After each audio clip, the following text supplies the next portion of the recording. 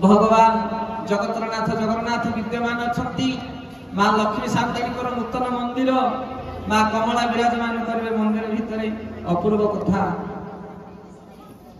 जगन्नाथ सहित लक्ष्मी को सेवा करवा हूँ विधान जो जगन्नाथ थे लक्ष्मी रहा दरकार और लक्ष्मी थे जगन्नाथ रहा दरकार जदि केवल जगन्नाथ को आम पूजा करवा ताहले एते सुंदर हेनी केवल लक्ष्मी को पूजा एते सुंदर हुए ना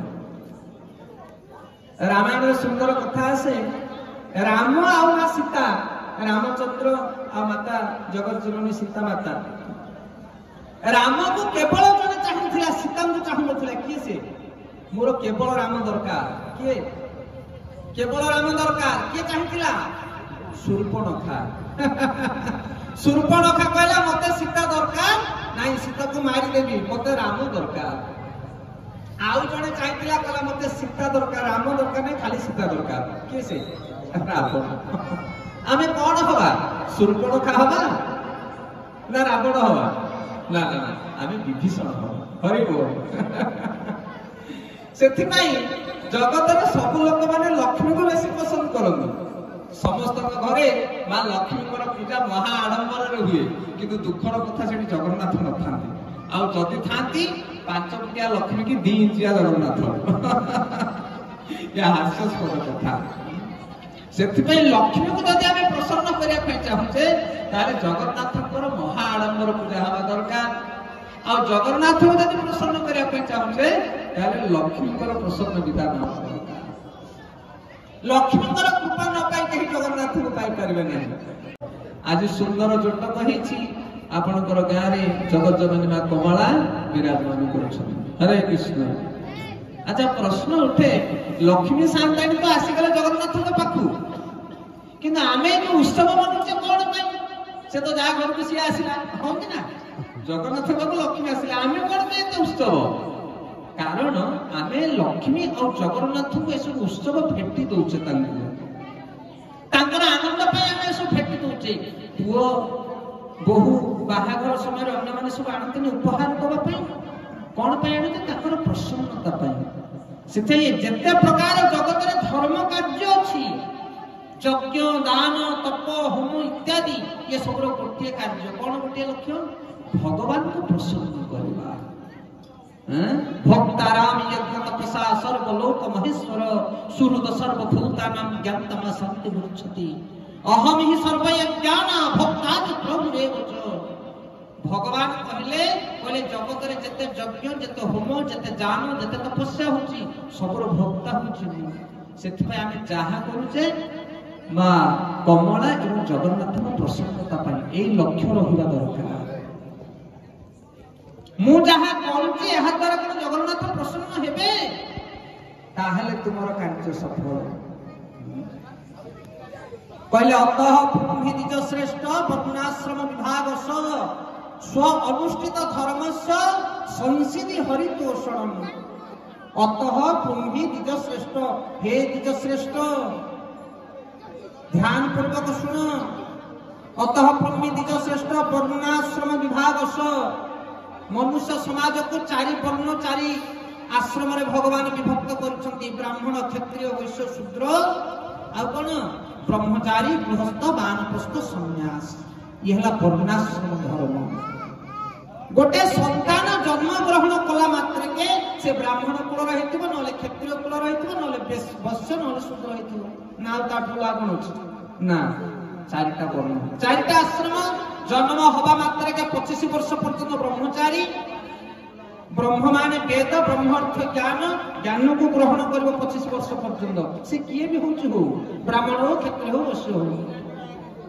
25 पर आसो गृहस्थ आश्रम ब्रह्मचारी आश्रम पर गृहस्थ आश्रम आज बाहा सिना हो जाउछथि समस्ते किंतु गृहस्थ ज्ञान का जणा नहीं बापा प्रति कौन कर्तव्य माँ प्रति कौन कर्तव्य समाज प्रति कौन कर्तव्य स्त्री प्रति कौन कर्तव्य भगवान प्रति कौन कर्तव्य आमर कर्तव्य ज्ञान नहीं किंतु बाहाटे गला से 25 वर्ष पर्यंत जड़े उत्तम ज्ञान ग्रहण कर उत्तम ज्ञान श्रेष्ठ ज्ञान गीतार भगवान कहले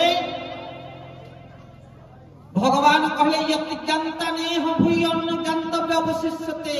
हे अर्जुन मु तुमको जो ज्ञान दउची ताहा जानिला परे जगत रे आ कोनोसी ज्ञान बाकी रहिबो नाही। सेई ज्ञान जानिबा दरकार। सेथमे आध्यात्मिक ज्ञान जानिले जणे तार जीवन को श्रृंखलित करि पारिबो। आज स्कूल रे कॉलेज रे आध्यात्मिक ज्ञान नाही, सेथे समाज विभ्रष्ट हो गलानी। वर्णाश्रम धर्म नाही, केवल आधुनिक शिक्षा को नहीं लोक बंचा पे चेष्टा करछुनी। गीता भागवत शिक्षा नहीं, सेथमे अंधकार हो जाय समाज। 25 वर्ष पर्यंत ब्रह्मचारी, 50 वर्ष पर्यंत गृहस्थ, आ 50 पर आसो वानप्रस्थ। वानप्रस्थ 51 एकुटिया वर्ण को जुगो ता ना होचे 51। एबे 51 छाड़ी के 91 हेले मधो घर बाहर इच्छा होनी। एते आसक्ति है समाज प्रति। दशरथ महाराजंकर कान सिरे गोटिए बाळ पाची गला, दौड़ी गले कुलगुरु वशिष्ठ को पाखु।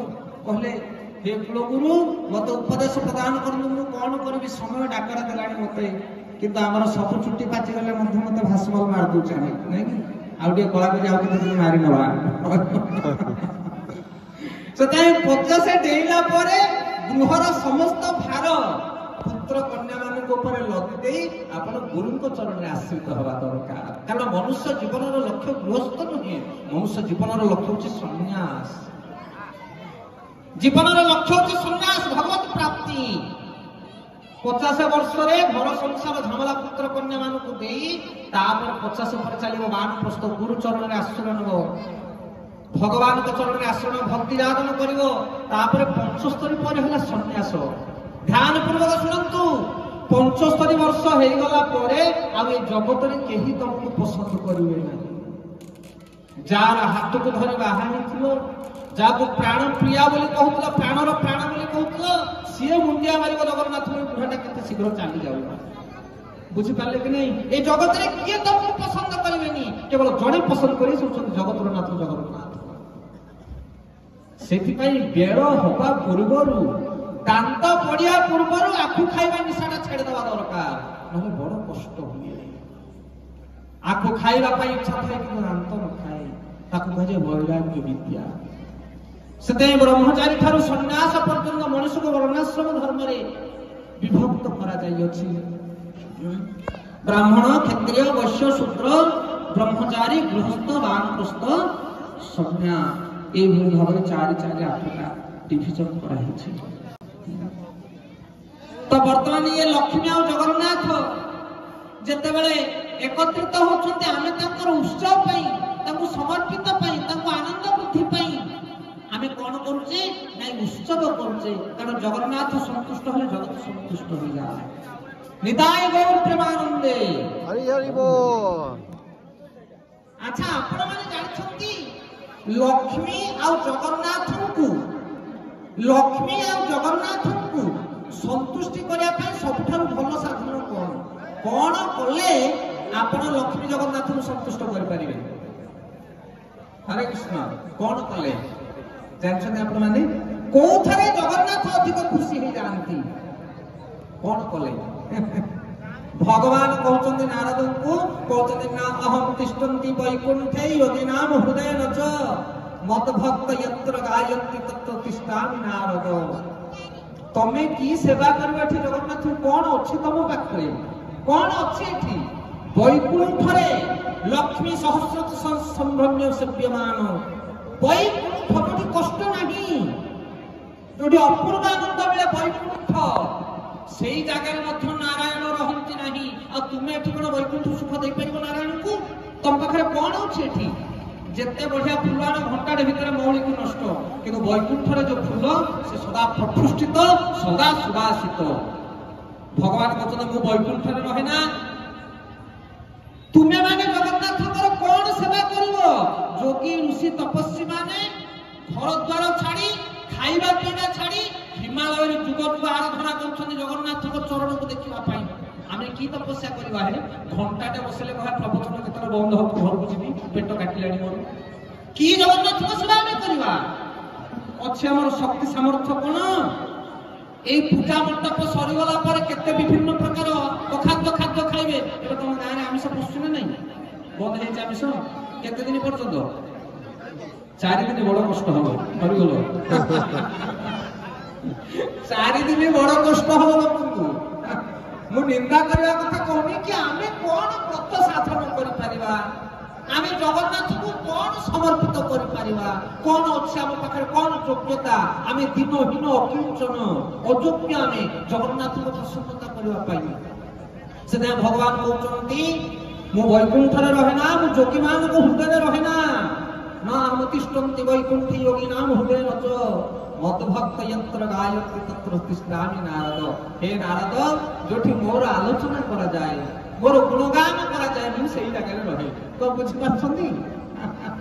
ସେଥିପାଇଁ କଳି ଯୁଗରେ ଆପଣ ଭଗବାନଙ୍କୁ ପ୍ରସନ୍ନ କରିବା ପାଇଁ ହେଲେ ବହୁତ ବଡ ବଡ ବ୍ୟବସ୍ଥା କରିବା ଦରକାର ନାହିଁ। କେବଳ ଭଗବାନଙ୍କର କଥା ଶୁଣନ୍ତୁ, ବାସ୍ ଭଗବାନଙ୍କର କଥା ଗାନ କରନ୍ତୁ।